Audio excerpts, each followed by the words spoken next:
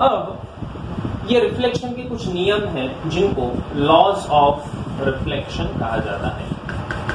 Laws of reflection, ध्यान दीजिए सब लोग, ये लॉज ऑफ रिफ्लेक्शन क्या है, ठीक है। लॉज ऑफ रिफ्लेक्शन में सबसे पहला जो लॉ है ये कहता है कि आपका ये जो इंसिडेंट रे है ना, और रिफ्लेक्टेड रे है, ये दोनों इस नॉर्मल के अपोजिट साइड्स में रहेंगे। ध्यान दीजिए सब लोग, सबसे पहला नियम है कि इंसिडेंट रे, आपका incident ray and reflected ray, ये दोनों जो रेज हैं, reflected ray lie on opposite sides of normal। आपका जो नॉर्मल है, जो परपेंडिकुलर है, उसके दोनों अपोजिट साइड में लाई करेंगे। ये पहला लॉ है। दूसरा लॉ कहता है कि incident ray, normal and reflected ray, ये जो तीनों रेज आपको दिखाई दे रहे हैं यहां पर, ये तीनों के तीनों एक ही प्लेन में होंगे। फिर से सुनिए, इंसिडेंट रे, नॉर्मल और रिफ्लेक्टेड रे, ये तीनों के तीनों रेज कैसे रहेंगे? एक ही प्लेन में रहेंगे। एक ही प्लेन में रहेंगे, इसका मतलब क्या हुआ कि अगर मैं कोई भी एक प्लेन ले लूं, प्लेन का मतलब क्या है? कोई भी एक ऐसा, जैसे ये बोर्ड है तो ये बोर्ड का प्लेन है, तो क्या मुझे इंसिडेंट रे, नॉर्मल और रिफ्लेक्टेड रे तीनों एक ही प्लेन में दिखाई दे रहे हैं? हाँ, तो इसलिए कहेंगे इंसिडेंट रे, IR शॉर्ट में लिख रहा हूं, इंसिडेंट रे कॉमा नॉर्मल, ये परपेंडिकुलर वाला line, and reflected ray, RR मतलब कौन है? Reflected ray, are coplanar, are coplanar. अब ये कोप्लेनार क्या होता है यार? कोप्लेनार का मतलब होता है ऐसे है कि सारे एक ही प्लेन में हो, जितनी चीजें एक प्लेन में है उनको क्या कहा जाता है? कोप्लेनार। कोप्लेनार का मतलब होता है तीनों incident ray, normal, reflected ray are in the same plane. In the same plane का मतलब दे आर कोप्लेनार। तीसरा सबसे जरूरी जो चीज यहां पर हमें चाहिए, वो तीसरा रूल है यहां पर, ध्यान दीजिए सब लोग। ये देखा गया कि ये जो एंगल ऑफ इंसिडेंस है, angle of incidence I and angle of reflection R, दोनों आपस में इक्वल रहेंगे।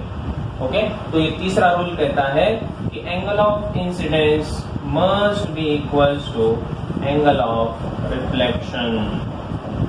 ठीक है, angle of incidence must be equal to angle of reflection. ये दोनों के दोनों एंगल सेम होंगे। जैसे ये 30 डिग्री रहा तो ये भी 30 डिग्री रहेगा, ये 60 डिग्री रहा तो ये भी 60 डिग्री रहेगा, ये 45 डिग्री है तो ये भी 45 डिग्री रहेगा। Is it clear? Okay, so angle of incidence must be equal to angle of reflection. Okay, तो ये हुए आपके लॉज ऑफ रिफ्लेक्शन। अब थोड़ा आगे बढ़ेंगे और हम बात करेंगे प्लेन मिरर के बारे में, कि जब हम सुबह सुबह नहाकर अब पहुंच गए, अब कंघी करना है, अब कंघी करना है तो मिरर के सामने जाके खड़े हो गए, और मिरर के सामने जाके जब खड़े हो गए, अब हम बात कर रहे हैं कि हमारा जो इमेज हमें दिख रहा है, हमारा जो प्रतिबिंब हमें दिखाई दे रहा है, अब मुझे ये जानना है कि आखिर ये होता कैसे है, ये जो लाइट है ये कैसे मुझे मेरा खुद का एक दूसरा रूप मुझे दिखा रही है, ये मुझे अब जानना है। तो इसीलिए ये प्लेन मिरर के बारे में पढ़ेंगे। मान लो कि ये है आपका मिरर, आपके घर में आईना है, मिरर है, ठीक है, और आप सुबह सुबह नहा के इस मिरर के सामने खड़े हो गए। ये देखिए आप यहाँ पर खड़े हो गए, ठीक है, तो ये पढ़ाकू लड़का है जो खड़ा हो गया मिरर के सामने। अब सबसे पहले हमें बात करनी होगी कि जो आदमी जिसका हम इमेज बनाना चाहते हैं उसको कहा जाता है ऑब्जेक्ट। इसका नाम क्या है बेटे? ऑब्जेक्ट। ये है आपका ऑब्जेक्ट, ठीक है, ये है आपका मिरर, ये आपका है मिरर, ठीक है। अब सबसे पहले हम देखेंगे कि यहाँ पर रेज कहां से आ रहे हैं। लाइट कहां से आएगी, लाइट रेस, और कैसे रिफ्लेक्ट होगी और कैसे इमेज दिखाई देगी, इसके बारे में सोचते हैं। देखिए, सबसे पहले अगर एक कोई रे है जो आपके हेड से टकरा कर जा रहा है, यहां से एक रे ऐसे गया, ऐसा मैंने कंसिडर कर लिया, एक रे है जो यहां से टकरा कर सीधा यहां तक आया, ठीक है। अब ये वापस कहां जाएगा, ये प्लेन मिरर है, तो अगर ये ऐसा माना जाए कि इसका एंगल 90 डिग्री ऐसा माना जाए, तो एंगल ऑफ इंसिडेंस कितना हुआ, कोई बताएगा? एंगल ऑफ इंसिडेंस कितना हुआ? देखिए, बहुत आसान है। आपका नॉर्मल कहां पर है? देखिए, यही नॉर्मल है आपका, यही नॉर्मल है, नॉर्मल यही है, क्योंकि ये परपेंडिकुलर है सरफेस को। और इंसिडेंट रे कहां है? नॉर्मल के अलोंग है। इसका मतलब एंगल और आपका जो नॉर्मल है और इंसिडेंट रे है, ये दोनों एक ही है, दोनों के दोनों एक ही बन गए, तो इसका मतलब एंगल ऑफ इंसिडेंस इज 0।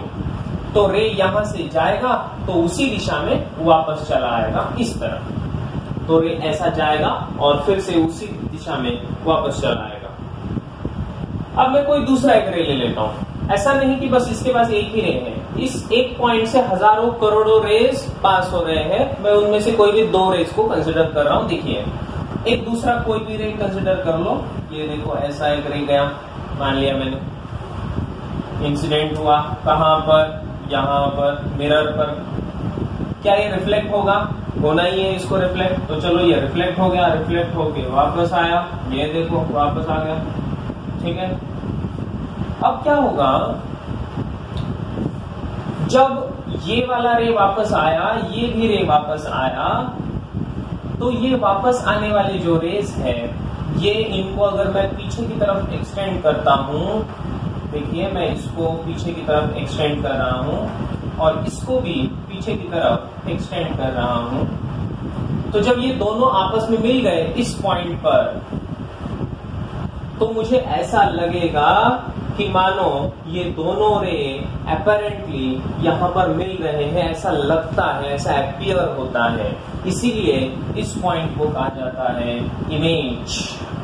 तो ये हेड से हमने लिया तो यहां पर हेड दिखेगा इस तरह। अगर हाथ से रेस जाने वाले रहेंगे तो वो हाथों का इमेज बना देंगे यहाँ पर। अगर पैर है तो पैर से आने वाली रेस पैर का इमेज बना देंगे।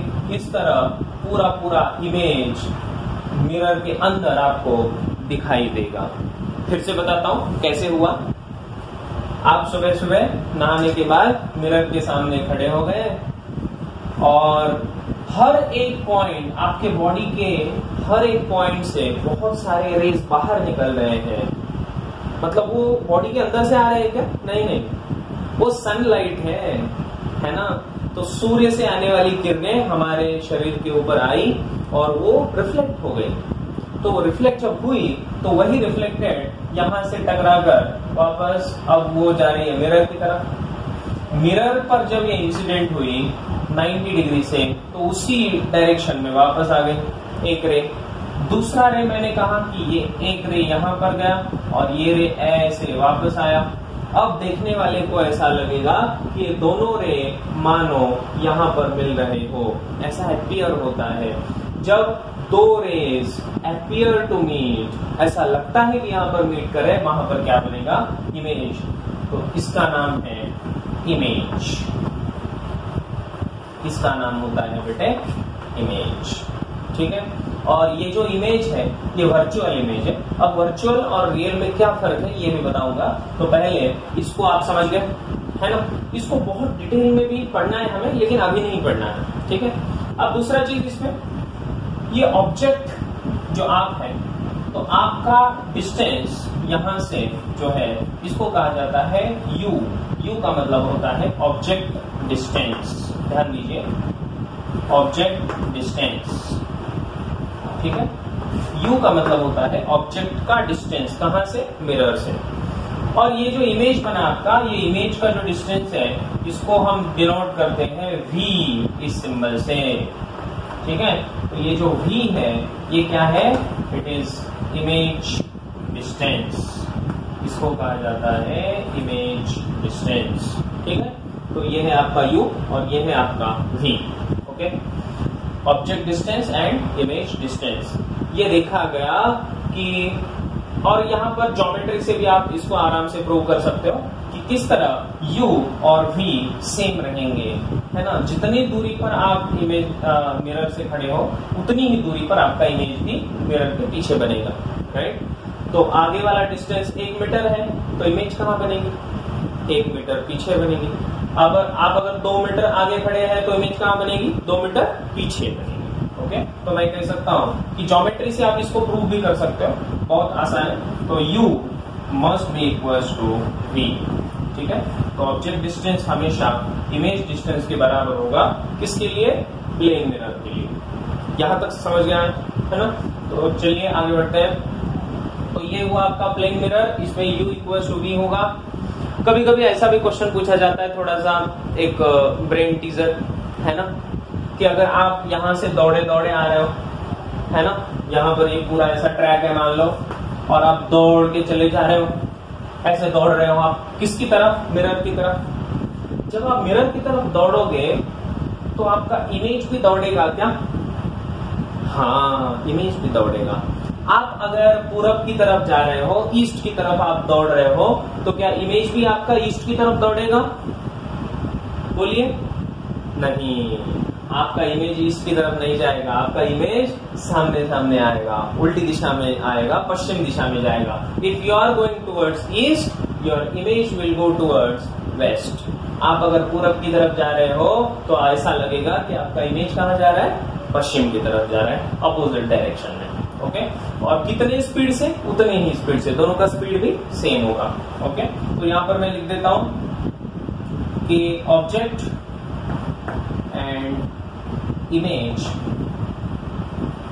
Have same speed.